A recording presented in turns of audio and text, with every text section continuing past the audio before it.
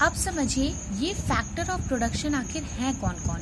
हमारी इकोनॉमी जिनके बलबूते पे चलती है आप कह सकते हैं, वो हैं कौन कौन। पहला है आपका लैंड, ठीक है। नेक्स्ट है आपका लेबर, नेक्स्ट है आपका कैपिटल,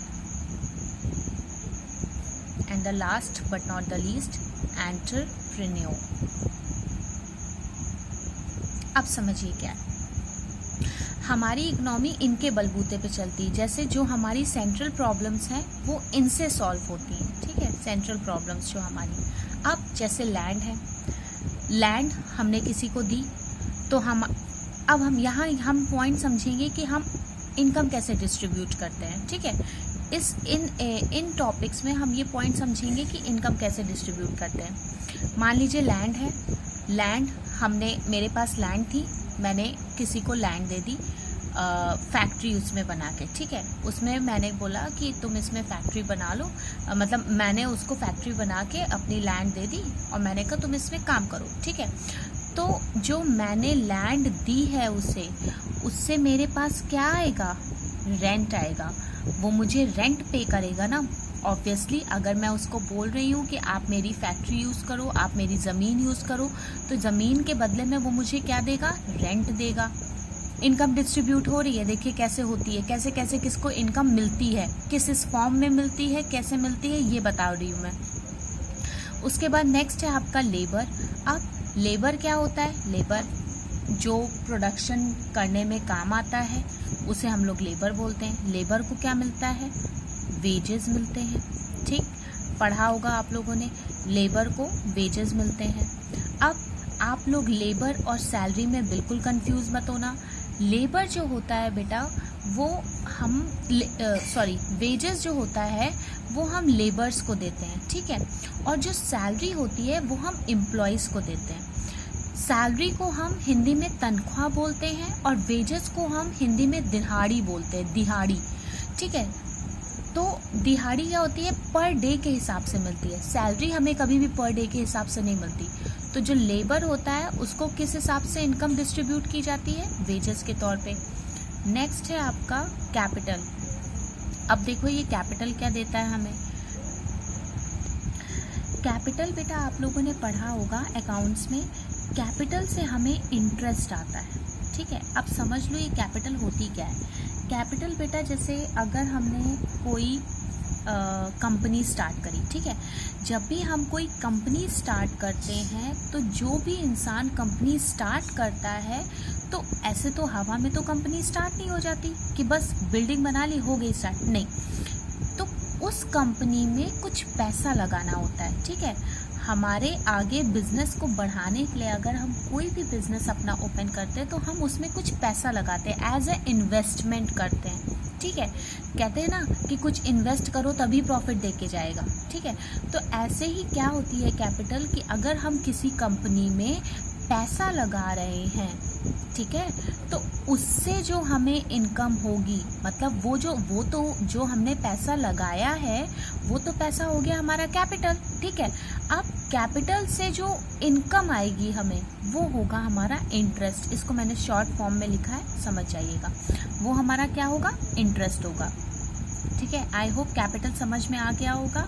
कैपिटल वो होता है जब हम कोई कंपनी स्टार्ट करते हैं तो हम पहले कुछ पैसा लगाते हैं, उसे हम कैपिटल बोलते हैं, और उससे होने वाली इनकम को हम लोग क्या बोलते हैं, इंटरेस्ट बोलते हैं। नाउ नेक्स्ट है आपका एंटरप्रेन्योर। एंटरप्रेन्योर अब देखिए क्या होता है। एंटरप्रेन्योर होता है वो इंसान जिसको मेन मोटिव होता है प्रॉफिट। मतलब अगर मैं कोई कंपनी स्टार्ट कर रही हूँ तो मैं एक एंटरप्रेन्योर हूँ, ठीक है।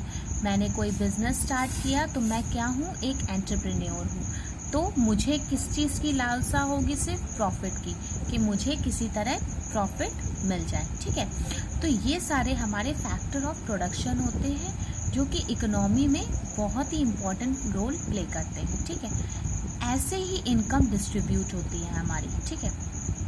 अब ये पॉइंट मैंने आपको समझा दिया विद द गिवन रिसोर्सेज। वही यहाँ पे भी मैंने लिखा है कि इकोनॉमी हमारी इसी लाइन पे डिपेंड है, ठीक है। ये तो हो गया आपका लैंड, लेबर, कैपिटल, एंटरप्रेन्योर। अब आ जाते हैं नेक्स्ट हमारा स्टैट्स क्या होता है, मतलब स्टैटिस्टिक्स क्या होता है। स्टैटिस्टिक्स क्या होता है देखो पढ़ लेते हैं। इन शॉर्ट मैं आपको पहले बता दूं बेटा, स्टैट्स हमारा मेन न्यूमेरल वैल्यूज़ में या क्वांटिटेटिव वैल्यूज़ में होता है, ठीक है। स्टैट्स हमारा न्यूमेरल वैल्यूज़ या क्वांटिटेटिव वैल्यूज़ में होता है। अब पढ़ लेते हैं क्या है। it is a branch of mathematics dealing with the collection, analysis, interpretation and presentation of numeral data। बोला गया है साफ सिंपल शब्दों में कि ये मैथमेटिक की एक तरह से ब्रांच है, पूरी मैथ्स नहीं है, ये मैथमेटिक की एक ब्रांच है जो डील करती है collection, analysis, interpretation and presentation of numeral data.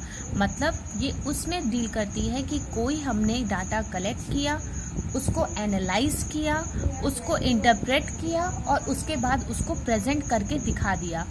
वो क्या होता है, वो डाटा न्यूमेरल डाटा होता है, उसे हम क्या बोलते हैं, स्टैटिस्टिक्स बोलते हैं, ठीक है। जिस भी न्यूमेरल वैल्यू में हम कलेक्शन, एनालिसिस, इंटरप्रिटेशन और प्रेजेंटेशन कर देते हैं उसे हम स्टैट्स बोलते हैं। फॉर एग्जांपल मान लीजिए मैंने यहाँ पे मान लीजिए लिखा 4, 6, 8, तो क्या ये स्टैट्स है? न्यूमेरल वैल्यू तो है बट स्टैट्स नहीं है, क्योंकि स्टैट्स एक ही बात है, क्योंकि यहाँ पे हमें ये नहीं पता ये क्या है 486, हमें कुछ पता है बस हमने वैल्यूज लिखी, नहीं ये स्टैटिस्टिक्स नहीं है। जब तक हम कोई डाटा कलेक्ट करके, ठीक है, उसको एनालाइज ना करें कि ये किस चीज़ का है, उसको बताएं ना कि उसका एवरेज निकाल के हमने ये उसको प्रेजेंट किया है, तब तक वो स्टैटिस्टिक्स नहीं बनती। जब हम किसी डाटा को कलेक्ट करते हैं कहीं से, उसमें हम लोग अपना एवरेज निकालते हैं। फॉर एग्जांपल मान लीजिए मुझे एज का पता करना है कि लोगों की एज इंडिया में कैसी है, एवरेज एज, मतलब एवरेज एज इंडिया में क्या है। तो मैंने हर एक स्टेट का क्या किया, तो ये हमारी स्टैट्स नहीं कहलाई जाएगी। जब मान लीजिए फॉर एग्जांपल हमने एज का निकालना है, तो हमने हर एक स्टेट का ले लिया डाटा कि भाई राजस्थान में 60-70 ईयर्स तक के लोग जीते हैं, इधर यूपी में इतनी एज है, केरला में इतनी है, कर्नाटका में इतनी, हर जगह की ले ली और उसके बाद उनका एवरेज पूरा करके हमने निकाल के एक एज निकाल दी कि भाई 60-70 साल तक लोग इंडिया में जीते हैं। तो हमने उसको कलेक्ट किया पहले डाटा, उसे एनालाइज किया कि हम एज के हिसाब से कर रहे हैं, उसको अच्छे से इंटरप्रेट किया, उस पर प्रेजेंट किया न्यूमेरल डाटा को, तो वो हमारी क्या होती है, स्टैटिस्टिक्स होती है। आई होप समझ में आ गया होगा।